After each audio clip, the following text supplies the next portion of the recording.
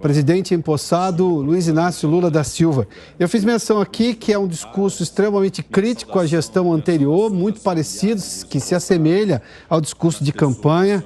Em algum momento, um discurso de revanchista, de vingança, rancoroso. Pouca explanação de planos, até porque durante a campanha também não foi apresentado nada de projeto de governo. Na sua opinião, o que você tem a dizer aí sobre este discurso, o primeiro discurso agora do já empossado presidente Luiz Inácio Lula da Silva? Representantes de organismos internacionais e embaixadores. Bom, gente, primeiro, deixa eu desejar para todo mundo que 2023 nos seja pelo menos leve, porque do jeito que está pintando, os discursos do Lula... Fernão, já volta você, só temos ainda ao Congresso Nacional lá, porque fala o presidente do Congresso, Rodrigo Pacheco. Do Tribunal Superior Eleitoral, ministro Alexandre de Moraes, senhora presidente do Superior Tribunal de Justiça, ministra Maria Tereza de Assis Moura, senhor presidente do Tribunal Superior do Trabalho, ministro Lélio Bentes Correia, senhores governadores de Estado, autoridades, convidados presentes. Em 1º de janeiro de 2003, há exatos 20 anos, neste mesmo plenário, foi dada posse a Luiz Inácio Lula da Silva como 35º presidente da República Federativa do Brasil. Hoje, quando a atenção e os olhares de todos os brasileiros e brasileiras voltam-se novamente para este Congresso Nacional para acompanhar o compromisso, o juramento e a posse de Luiz Inácio Lula da Silva como 39º presidente da República Federativa do Brasil e de Geraldo Alckmin como seu vice-presidente, há um sentimento de renovada confiança por estarmos diante de dois homens públicos experientes, capazes e habilidosos. Vossa Excelência Presidente Lula volta ao Palácio do Planalto com a experiência de 8 anos de mandato, que se destacaram pela inclusão social, pelo crescimento econômico, pelo respeito às instituições.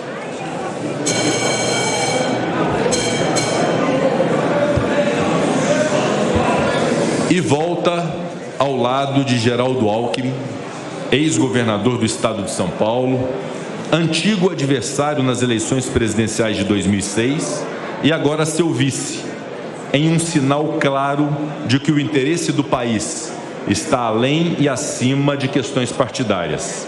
Um sinal de que é preciso unir forças pelo Brasil. O início de novo governo é momento de renovação da esperança em um país mais inclusivo, seguro, democrático e justo. Como todo novo começo, o Brasil ganha fôlego e se enche de expectativas próprias de quem foi agraciado com uma outra chance. Uma chance de fazer mais, uma chance de fazer melhor. Nas eleições de 2022, a democracia brasileira foi testada e saiu-se vitoriosa. É possível que tenha sido o processo eleitoral mais importante da nossa história após a redemocratização. O tempo dirá. As instituições foram capazes de garantir a vontade da soberania popular, que se manifestou por meio dos votos no processo eleitoral e resultou na escolha majoritária da frente ampla defendida pela chapa vitoriosa. E aqui um registro de reconhecimento deste Congresso Nacional à justiça eleitoral do nosso país, na pessoa do ministro Alexandre de Moraes, presidente do Tribunal Superior Eleitoral. Senhor presidente Lula, senhor vice-presidente Alckmin, o Brasil os escolheu como as autoridades máximas do Poder Executivo para conduzir uma nação de mais de 200 milhões de pessoas. O novo governo chega com desafios complexos, como unificar um Brasil polarizado, garantir compromissos sociais e governar com responsabilidade fiscal. Unir o país em prol de um objetivo comum é imperativo e urgente. Reconciliar os brasileiros que discordaram sobre os rumos do país, incentivar atos de generosidade, desencorajar o revanchismo, coibir com absoluto rigor atos de violência, restabelecer a verdade, fortalecer a liberdade da imprensa, honrar a Constituição e venerar a democracia. O Brasil, senhor presidente, clama por mudanças estruturais. Os anseios sociais precisam ser concretizados, não há tempo a perder. Há brasileiros que precisam muito de nós, agentes públicos, pois passam fome, vivem na miséria, sofrem com as desigualdades. Nós, representantes dos poderes da República, precisamos trabalhar juntos para encontrar os caminhos que garantam igualdade, solidariedade e dignidade ao nosso povo, a cada um dos brasileiros e brasileiras que aqui habitam, sem discriminações e sem privilégios. A conjuntura brasileira ainda se encontra profundamente marcada pela crise sanitária da Covid-19. A pandemia deixou marcas econômicas e sociais de longo alcance, além de perdas irreparáveis de vidas nos lares Brasil afora. Não posso fazer esse pronunciamento para honrar a memória das vítimas da pandemia e seus familiares, sem fazer o registro aos profissionais da saúde do Brasil, que demonstraram a essência da solidariedade dos brasileiros e brasileiras. A todos os profissionais da saúde, os nossos agradecimentos. E após a pandemia, a crise econômica foi uma realidade em todos os países do mundo. Por aqui, voltamos a conviver com um inimigo antigo, a inflação, e também com o seu remédio amargo, os juros altos. Empregos foram perdidos, empresas foram fechadas e o brasileiro viu seu poder de compra minguar. A agenda econômica do novo governo precisa encontrar o ponto de equilíbrio entre a política fiscal, monetária e social, a fim de que o Brasil volte a crescer e gerar empregos. Trabalho é dignidade. E este Congresso Nacional estará de prontidão para oferecer todo o arcabouço legislativo necessário para avançarmos na agenda do desenvolvimento.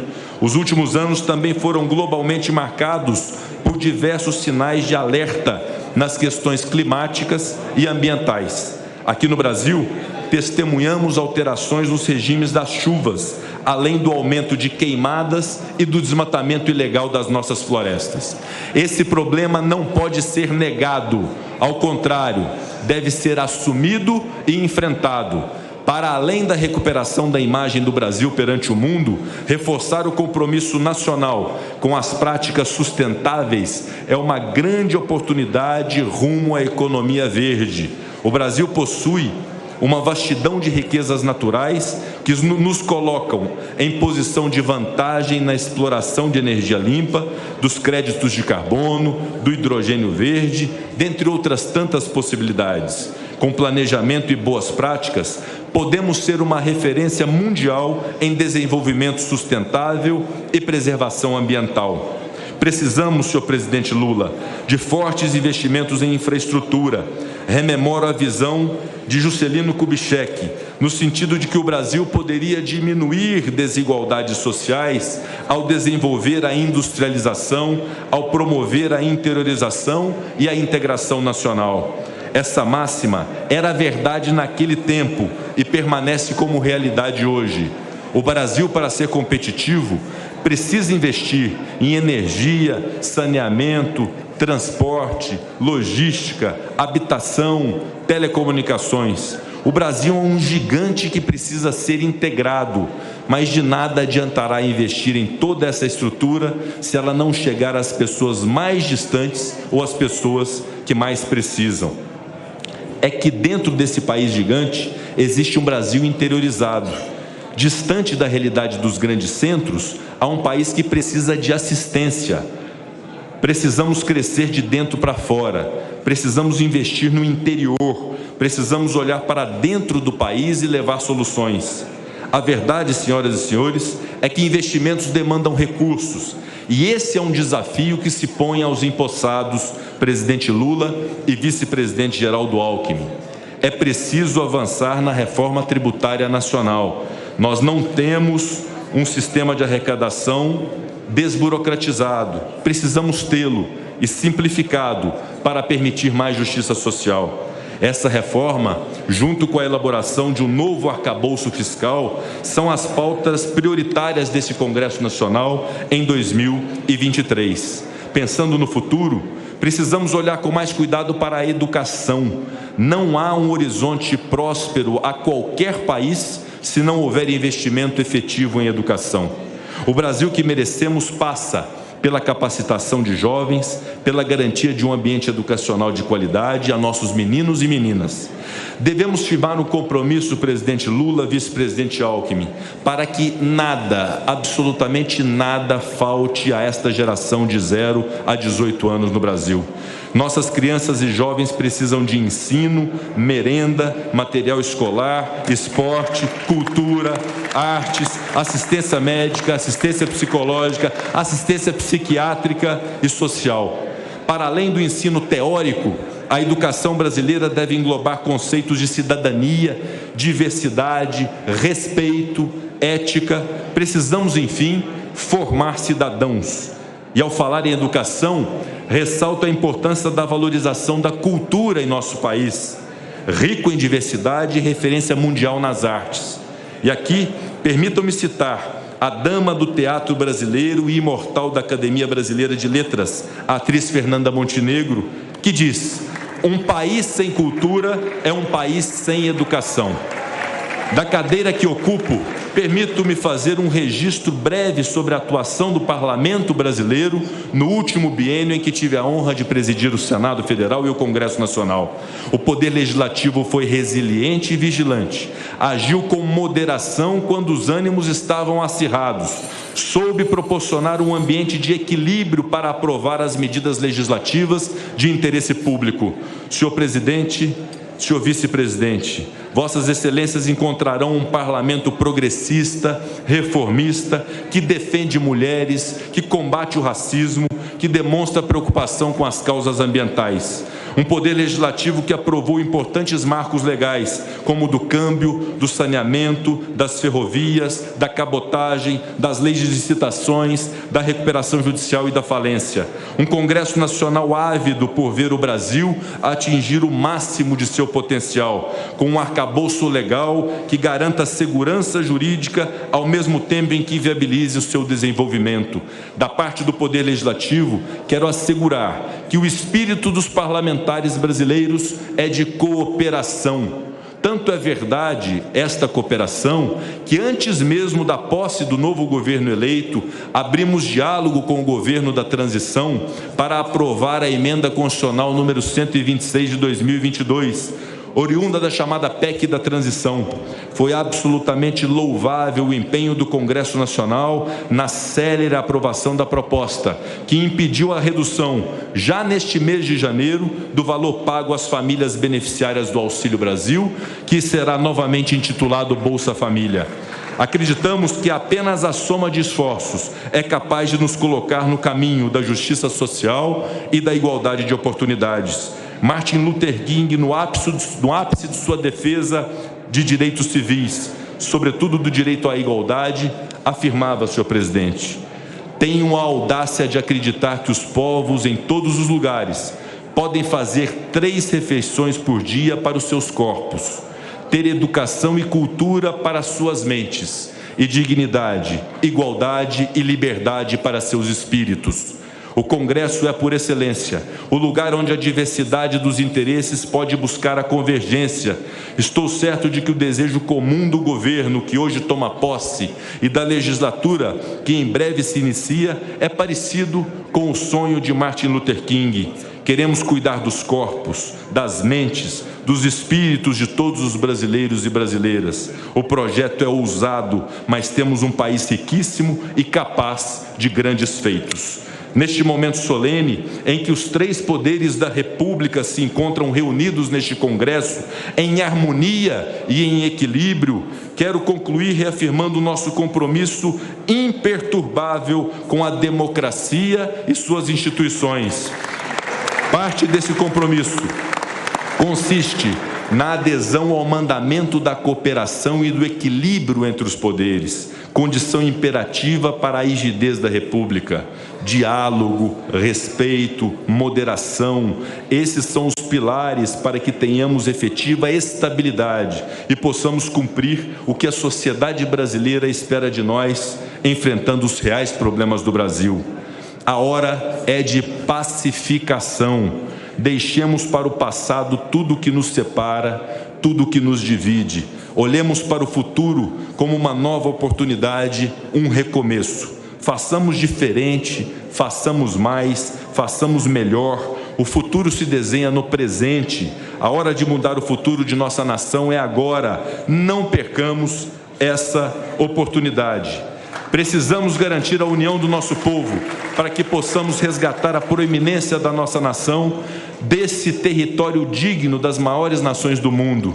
País do futebol, país do samba, país da alegria, país abençoado pela sua natureza. Somos a pátria de Ayrton Senna e Pelé, os maiores nomes do esporte mundial do século XX. Brasileiros fantásticos que espalharam pelo mundo a mensagem de paz e do cuidado com o futuro das nossas crianças. Nesse sentido, presidente Lula, acreditamos que sua eleição representa também o anseio das políticas públicas reivindicadas pela nossa população, sobretudo as parcelas mais desfavorecidas e que tão fortemente distinguiram suas passagens anteriores pela presidência da República. Tenho certeza que alguém como o senhor, que acumulou todas as dificuldades ao longo da vida, saberá enfrentar os reais e urgentes problemas da nossa população. Para finalizar, presidente Lula, cito aqui um dos líderes políticos mais importantes desse país, Ulisses Guimarães, que em um dos seus discursos nos alertava: o inimigo mortal do homem é a miséria. Mais miserável do que os miseráveis é a sociedade que não acaba com a miséria.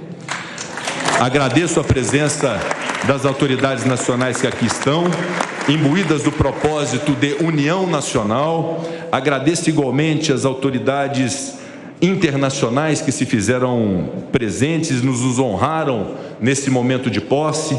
Me permito um agradecimento especial neste último ano de bicentenário da independência do Brasil, a Sua Excelência o presidente Marcelo Rebelo de Sousa, da nossa pátria-mãe, Portugal, que também igualmente nos honram com a sua presença. Desejo a todos, em 2023, um 2023 cheio de paz, realizações, além de muita prosperidade. Declaro, sob as bênçãos de Deus, encerrada a presente sessão solene. Muito obrigado.